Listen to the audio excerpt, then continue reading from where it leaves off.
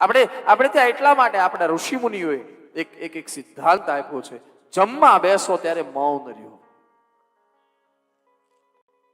અથવા ઓછું બોલો. હા, ઓછું બોલો. કારણ કે શ્વાસ નળી બંધ થાય, અન્નળી ખુલે, શ્વાસ નળી બંધ થાય, અન્નળી ખુલે, આવી પ્રક્રિયા ચાલતી હોય જમતા હોઈએ ત્યારે. જો કે ડોક્ટરોને વધારે ખબર પડે.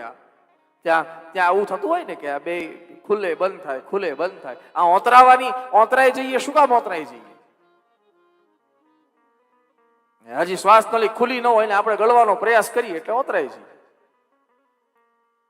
જમતી વખતે માણસ ભોજનની સાથે રહે ને. અને વિજ્ઞાને પણ આજે સાબિત કર્યું છે સાહેબ, હું કહું ને તમે માની લો એમ નહીં, આ કોઈ પણ ને પૂછી લેજો કે વિજ્ઞાન પણ કહે છે જ્યારે જમો ત્યારે એનો સ્વાદ લો.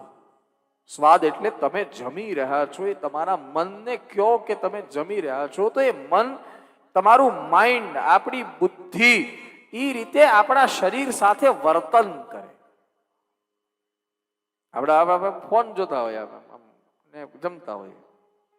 છોકરાઓને પણ કેવી ટેવ પડી ગઈ છે. હા, માવડીઓ હવે એમ કહે છે કે મારો છોકરો ફોન જોવે છે, ફોન જો. પણ માવડી તે જ પકડાયો છે, આ કોઈ બીજું આવીને નથી પકડાવી, કોઈ તે જ પકડાયો છે ફોન.